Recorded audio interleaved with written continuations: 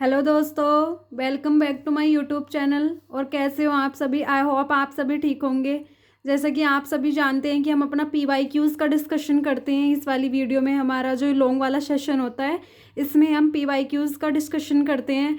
तो पहले तो आप सभी से सॉरी, क्योंकि 1 महीने से हमारा मतलब ये वाला सेशन नहीं आया है। लेकिन आज 1 अप्रैल है और आज से हम अपना सेशन स्टार्ट कर रहे हैं।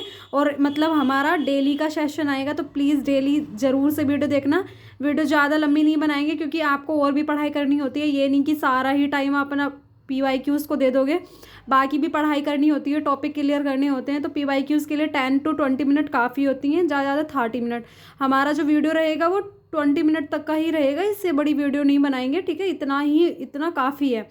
तो जैसा आप सभी जानते हैं कि जो हमारा लास्ट वीडियो आया था, उसमें हमने जो हमारा विधायिका है यानी लेजिस्लेचर है, उसका हमने 2011, 12, 13 और 14 तक का डिस्कशन कर लिया था। 15 तक का डिस्कशन कर लिया था। उसमें आप जल्दी से वीडियो जाके वो वाली चेक कर लेना। आज हम इसमें जो हमारा डिस्कशन करेंगे 2016, 17 और 18 का करेंगे।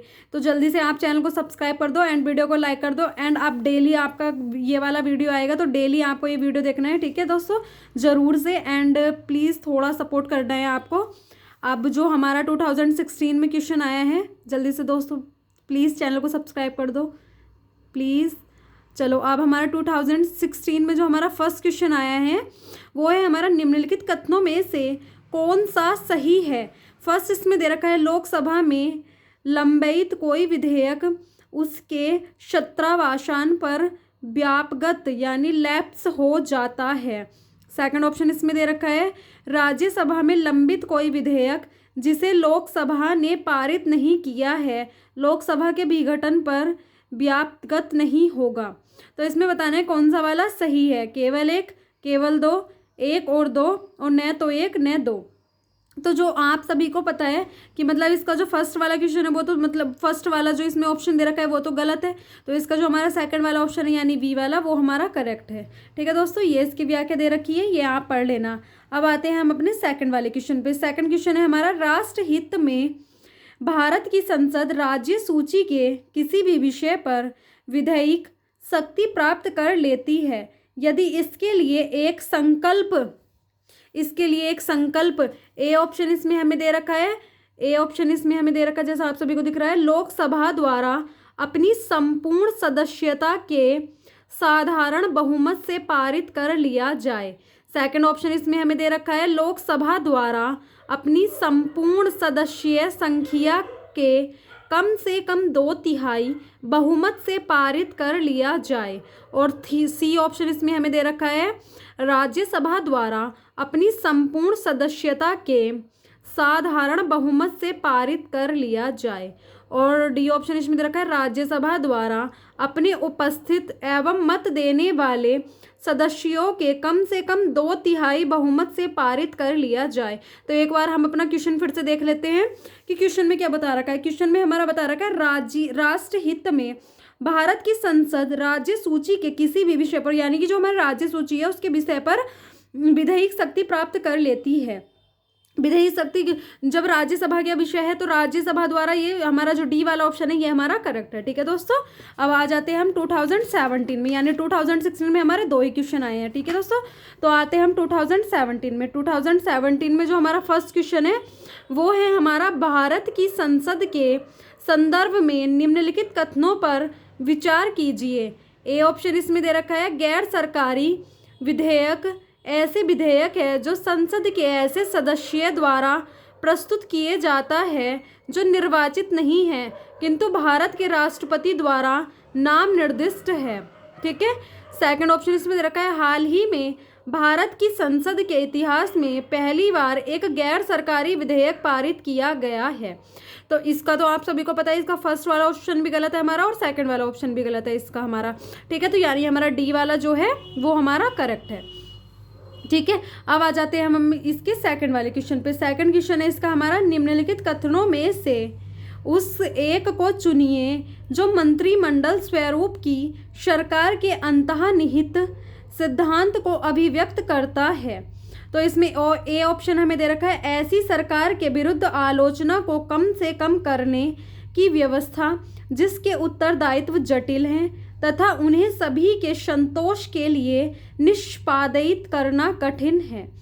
बी ऑप्शन इसमें हमें दे रखा है ऐसी सरकार के कामकाज में तेजी लाने की क्रियाविधि जिसके उत्तरदायित्व दिन प्रतिदिन बढ़ते जा रहे हैं। सी ऑप्शन इसमें दे रखा है सरकार के जनता के प्रति सामूहिक उत्तरदायित्व को सुनिश्चित करने के लिए संसदीय लोकतंत्र की एक क्रियाविधि। और डी ऑप्शन इसमें दे रखा है उस शासनाध्यक्ष के हाथों को मजबूत करने का एक साधन जिसका जनता पर नियंत्रण हर्षोन्मुख दशा में हो। तो मतलब आई नो दोस्तों कि मतलब इसके ऑप्शन काफ़ी बड़े हैं, तो आपको क्वेश्चन इतना समझ नहीं आ रहा होगा, लेकिन अगर आप वीडियो को पॉज करके यहीं पे मतलब रोक के वीडियो को अगर आप क्वेश्चन अच्छे से पढ़ेंगे 2-3 बार, क्योंकि एक बार में क्वेश्चन किसी को भी समझ नहीं आता है, मेरे को भी नहीं आता है। आप अगर किसी टॉपर के बारे में भी सुनोगे तो वो भी यही बोलेगा कि एक क्वेश्चन को कम से कम 3 से 4 से 5 बार पढ़ना ही चाहिए, तभी क्वेश्चन समझ आता है। तो आप वीडियो को यहीं पर रोक के इस क्वेश्चन को अच्छे से समझो, अच्छे से देखो कि उसमें क्या लिख रहा है, फिर अपने टॉपिक पे ध्यान दो कि टॉपिक में आपने क्या पढ़ा था, तब अपना करेक्ट आंसर चुनो और करेक्ट आंसर तब लगाओ। एक बार में आपको समझ नहीं आएगा, फिर आप जब प्रैक्टिस हो जाएगी तो उसके बाद आप एक ही बार क्वेश्चन पढ़ के उसका आंसर बता सकते हो। ठीक है दोस्तों, तो इसका जो आंसर सही है वो हमारा सी वाला करेक्ट है। ठीक है, ये इसकी व्याख्या दे रखी है, यहाँ पढ़ लेना। अब आ जाते हैं हम अपना थर्ड क्वेश्चन पे। थर्ड क्वेश्चन है हमारा संसदीय स्वरूप के शासन का प्रमुख लाभ यह है कि ए ऑप्शन इसमें दे रखा है कार्यपालिका और विधानमंडल दोनों स्वतंत्र रूप से कार्य करते हैं। बी ऑप्शन दे रखा है यह नीति की निरंतरता प्रदान करता है और यह अधिक दक्ष है। सी ऑप्शन हमें दे रखा है कार्यपालिका विधानमंडल के प्रति उत्तरदायी बनी रहती है। और डी ऑप्शन इसमें दे रखा है सरकार के अध्यक्ष को निर्वाचन के बिना नहीं बदला जा सकता। तो इसमें बताना है कौन सा वाला करेक्ट है, तो इसका हमारा सी वाला करेक्ट है। ठीक है दोस्तों, ये इसकी व्याख्या दे रखी है, ये आप पढ़ लेना जल्दी से।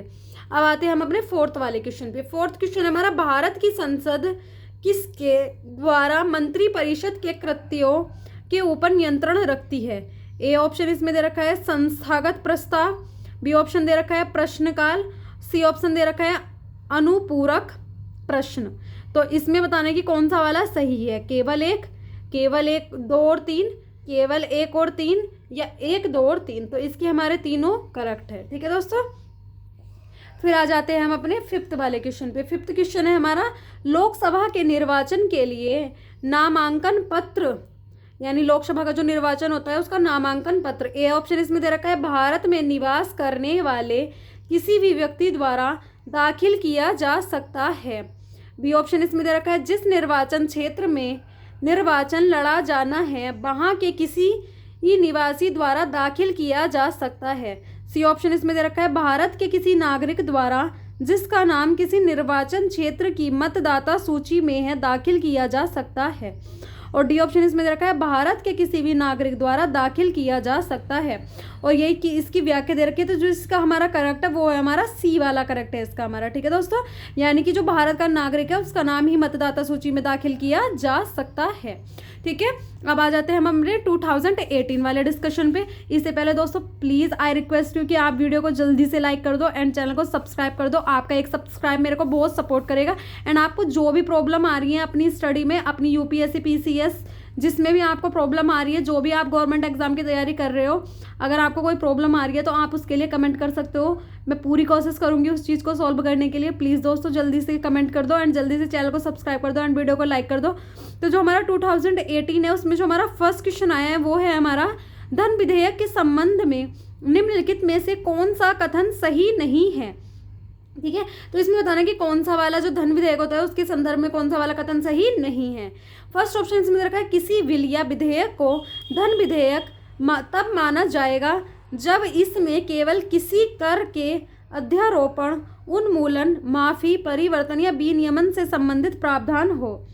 सेकंड बी ऑप्शन इसमें दे रखा है धन विधेयक में भारत की संचित निधि एवं भारत की आकस्मिक निधि की अभिरक्षा से संबंधित उपबंध होते हैं।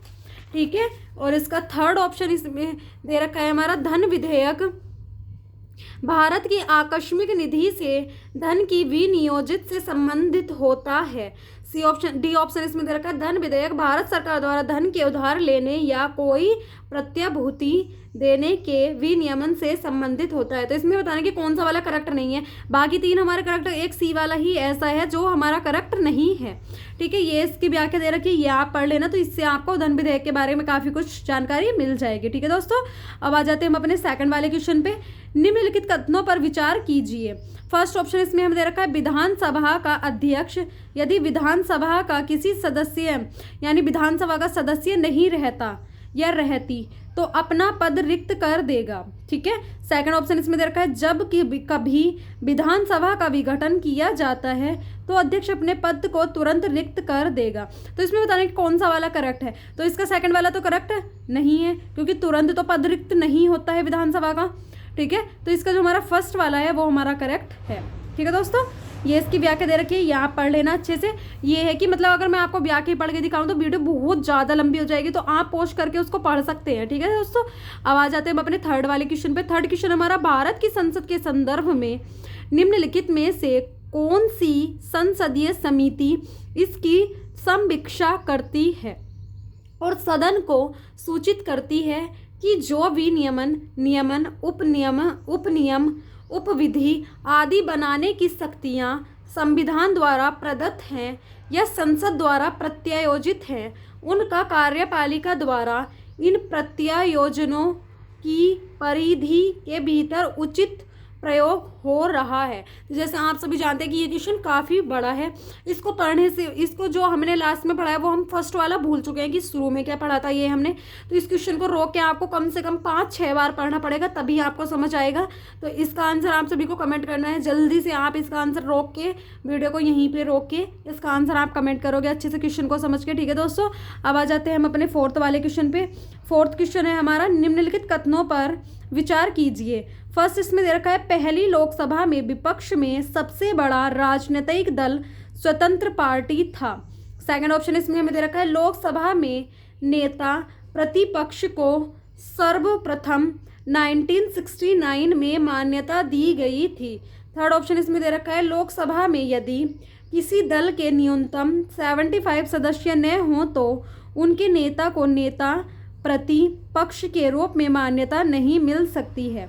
इसमें बताना है कौन सा वाला करेक्ट है, केवल 1 और 2, वो केवल 1 और 3, केवल 2 और 3 या 1, 2 और 3। इसमें जल्दी से इसका आंसर भी आप सभी को कमेंट करना है, यानी कि ये 2 आंसर आप सभी को कमेंट करने हैं एंड जल्दी से वीडियो को लाइक करना है। तो इन दोनों क्वेश्चन का आंसर आप सभी को कमेंट करना है एंड जल्दी से कमेंट कर दो। जल्दी से वीडियो देख लो, वीडियो देख के फिर अपनी पढ़ाई पे ध्यान दो, अपना टॉपिक को क्लियर करो। एंड मेरी आपसे बस एक ही रिक्वेस्ट है कि प्लीज़ दोस्तों चैनल को सब्सक्राइब करना एंड वीडियो को लाइक करना एंड हो सके तो अपने एक बेस्ट फ्रेंड को ज़रूर से वीडियो शेयर करना। वीडियो ज़्यादा लंबी नहीं होती है, 15 to 20 मिनट की ही वीडियो होती है। इतना टाइम आप अपना PYQs को दे ही सकते हो, बिकॉज बिना PYQs लगाए आप क्या बोलते हैं कि मतलब अपना पेपर क्लियर कर ही नहीं सकते, क्योंकि आपका जो एग्ज़ाम में है वो इसी तरीके से क्वेश्चन आएंगे और आपको ये चीज़ समझ तभी आएगी जब आप ऐसे क्वेश्चन लगाओगे। आपको कम से कम 10 to 15 ईयर के क्वेश्चन लगाने ही पड़ेंगे। ठीक है दोस्तों, तो वीडियो को लाइक करें एंड चैनल को सब्सक्राइब करें एंड अब आज से हमारे डेली वीडियो आएगी तो ज़रूर से देखें वीडियो। ठीक है, and bye bye, take care, अपना ध्यान रखें, टेक केयर।